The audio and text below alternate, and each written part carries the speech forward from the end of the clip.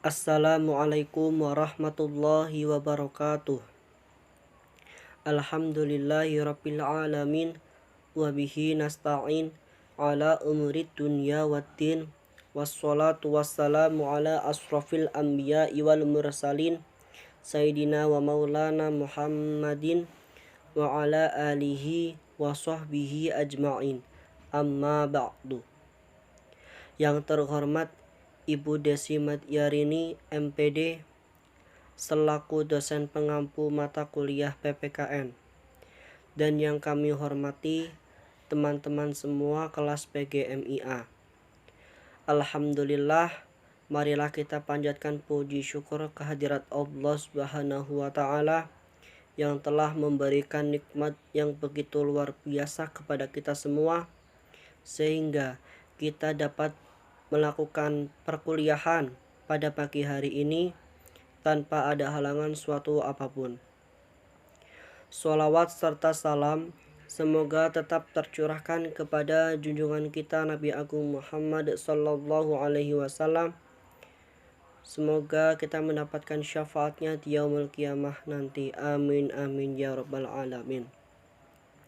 Pada hari ini, perkenalkan saya Muhammad Nadiful Akmal yang berperan sebagai moderator dalam diskusi kali ini dengan topik yang akan kita bahas, yaitu geopolitik Indonesia.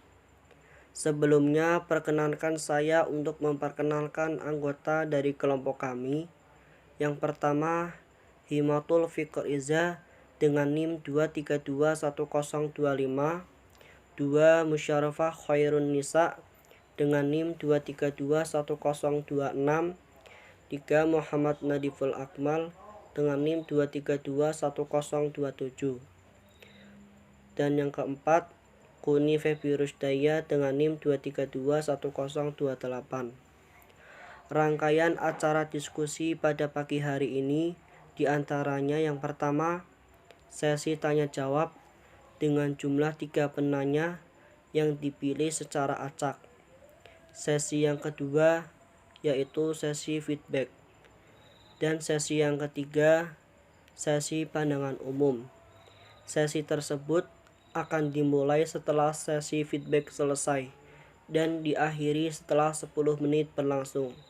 Selamat mendengarkan materi yang akan kami sampaikan.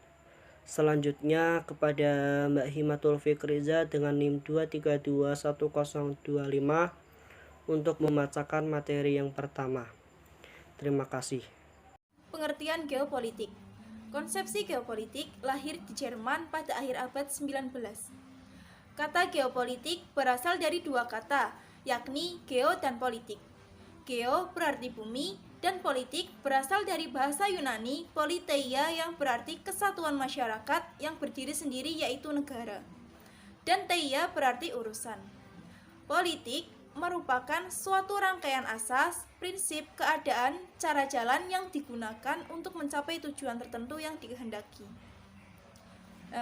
Geopolitik adalah sistem politik atau peraturan-peraturan dalam wujud kebijaksanaan dan strategi nasional yang didorong oleh aspirasi nasional geografik suatu negara yang apabila dilaksanakan dan berhasil akan berdampak langsung atau tidak langsung terhadap sistem politik suatu negara. Geopolitik Indonesia diartikan sebagai kekuatan yang didasarkan pada pertimbangan-pertimbangan letak bumi yang terdiri atas beberapa pulau antara silang dunia sebagai wilayah hidup dalam menentukan alternatif kebijaksanaan nasional untuk mewujudkan tujuan nasional. Materi selanjutnya, unsur-unsur dasar geopolitik Indonesia. Geopolitik Indonesia sebagai fenomena gejala sosial harus dilihat sebagai gejala dinamis. Mengapa demikian? Karena selalu mengusahakan persatuan dan kesatuan. Dan sebagai gejala sosial yang dinamis, geopolitik harus selalu berkembang secara konsisten dan relevan yang berlandaskan oleh konsepsi dasar dan konsepsi pelaksana geopolitik Indonesia. Konsepsi dasar geopolitik Indonesia terdiri atas dua unsur, yakni unsur wadah atau kontur dan unsur isi atau konten. Unsur yang pertama yaitu unsur wadah. Dalam unsur wadah terbagi 3 subunsur. Yang pertama bentuk wujud. Nah, dalam bentuk wujud dibagi lagi menjadi 2, yaitu bentuk nusantara dan posisi silang. Subunsur yang kedua yaitu tata inti organisasi. Dan unsur yang terakhir tata kelengkapan organisasi. Nah, dalam unsur isi terbagi 3 subunsur juga, yaitu yang pertama cita-cita, yang kedua sifat dan ciri-ciri, dan yang terakhir cara kerja. Kemudian konsepsi pelaksana geopolitik Indonesia dibagi menjadi 2 tata laku. Yang pertama tata laku batiniyah dan lahiriah. Saya akan melanjutkan materi selanjutnya, yaitu unsur-unsur geopolitik, diantaranya ruang atau wilayah. Kekuatan politik selalu menghendaki penguasaan ruang. Sebaliknya, penguasaan ruang secara de facto dan de jure akan memberikan legitimasi kekuasaan politik. Yang kedua, politik kekuatan yang mencakup politik, ekonomi, dan militer. Politik kekuatan menjadi salah satu faktor dalam melaksanakan salah satu konsep geopolitik yang terkait dengan kepentingan nasional. Yang terakhir, pertahanan dan keamanan. Dalam upaya menjaga keamanan negara dan bangsa, semangat kesatuan dan persatuan menjadi salah satu kekuatan untuk mengambat datangnya ancaman dari luar, baik secara fisik maupun secara sosial, ekonomi, dan budaya. Selanjutnya, pemikiran para ahli mengenai geopolitik.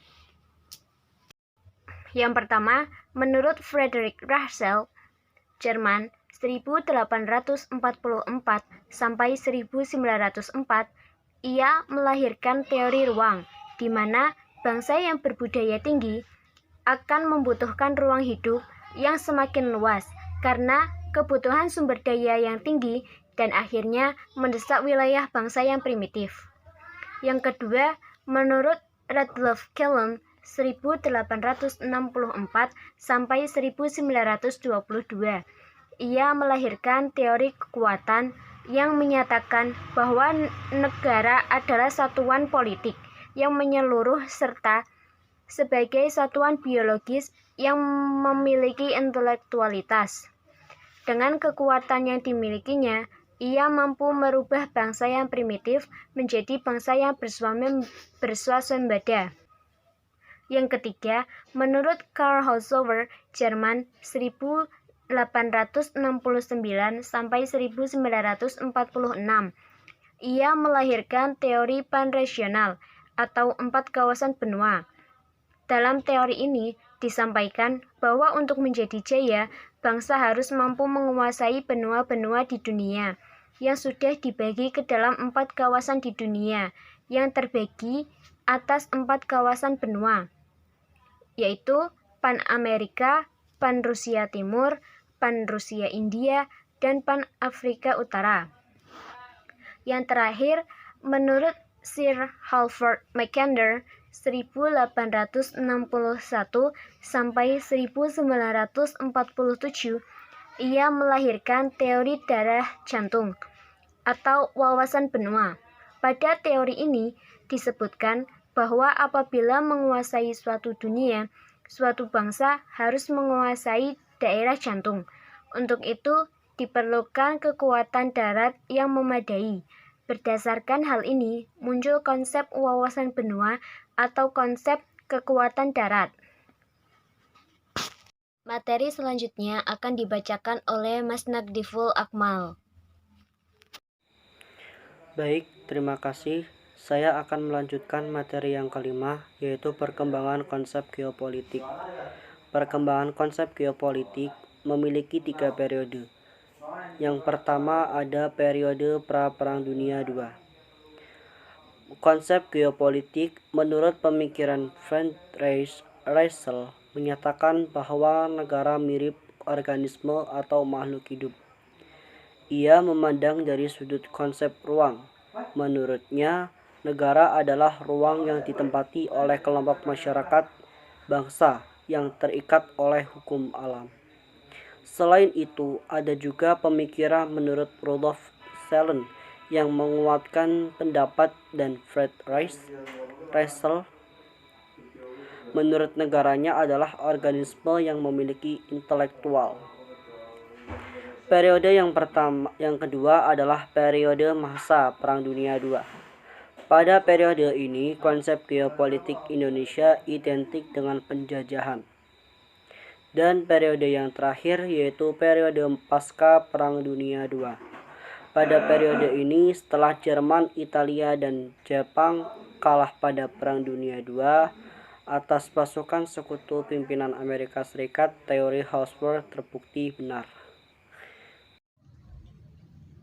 Saya akan menyampaikan materi selanjutnya terkait implementasi geopolitik Indonesia. Mengenai perkembangan wilayah Indonesia dan unsur dasar geopolitik Indonesia dapat diberi batasan yang agak sedikit berbeda dengan sebelumnya. Akan tetapi intinya tetap sama, yakni memanfaatkan letak geografis negara kepulauan untuk kepentingan penyelenggaraan pemerintahan nasional yang mengutamakan persatuan dan kesatuan bangsa serta kesatuan wilayah, yang menghormati kebinekaan kehidupan nasional untuk mencapai tujuan negara. Adapun pelaksanaan geopolitik Indonesia sejak wawasan Nusantara diresmikan oleh Majelis Permusyawaratan Rakyat dengan TAP MPR nomor 4 tahun 1973 meliputi 4 aspek. Di antaranya, yang pertama, perwujudan Kepulauan Nusantara sebagai satu kesatuan politik. Yang kedua, perwujudan Kepulauan Nusantara sebagai satu kesatuan ekonomi. Yang ketiga, perwujudan Kepulauan Nusantara sebagai satu kesatuan sosial budaya. Dan yang terakhir, perwujudan Kepulauan Nusantara sebagai satu kesatuan pertahanan dan keamanan. Selain menerapkan 4 aspek tadi, bangsa Indonesia juga menerapkan wawasan Nusantara sebagai geopolitik Indonesia. Materi yang terakhir mengenai penerapan geopolitik di Indonesia.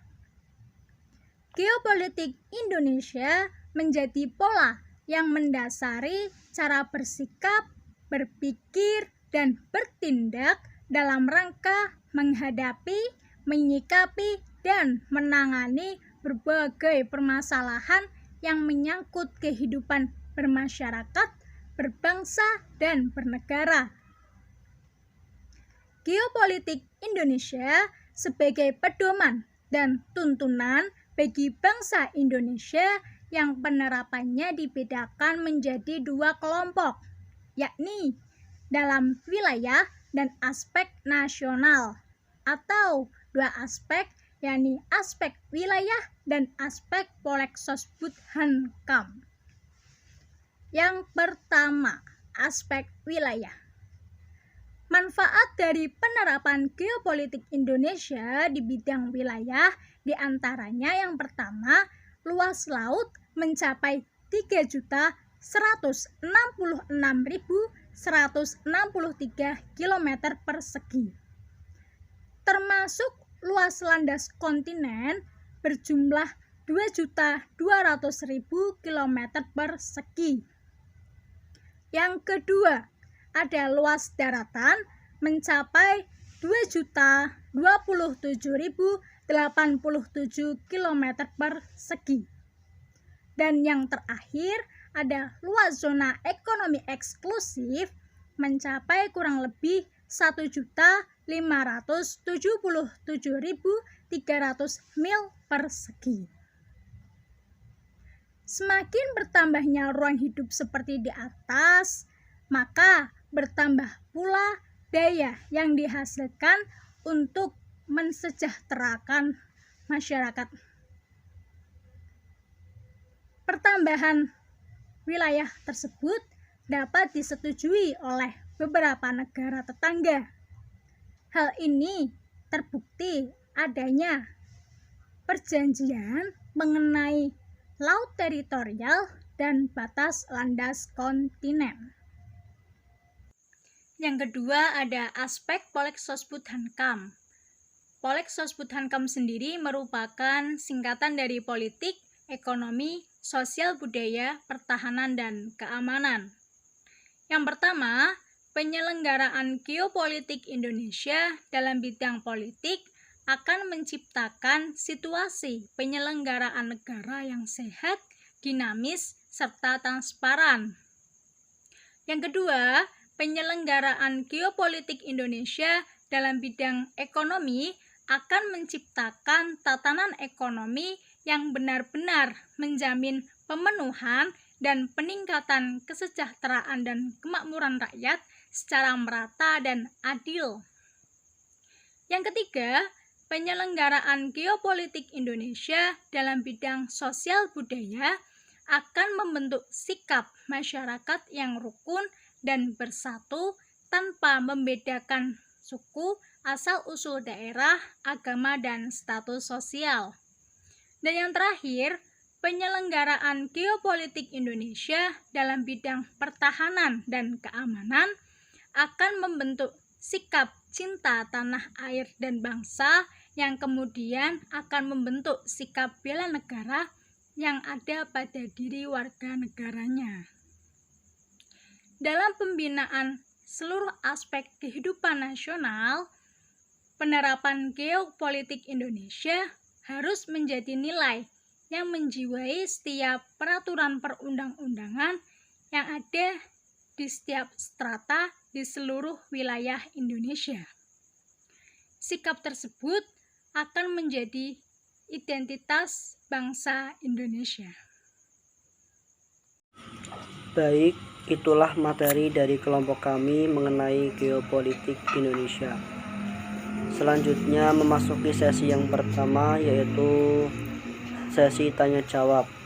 Silakan kepada teman-teman untuk bisa mengajukan pertanyaannya di Gmeet. Link sudah saya share di grup. Silakan untuk bisa join dan bisa mengajukan pertanyaannya di kolom chat. Sekian. Wabillahi taufiq wal hidayah. Wassalamualaikum warahmatullahi wabarakatuh.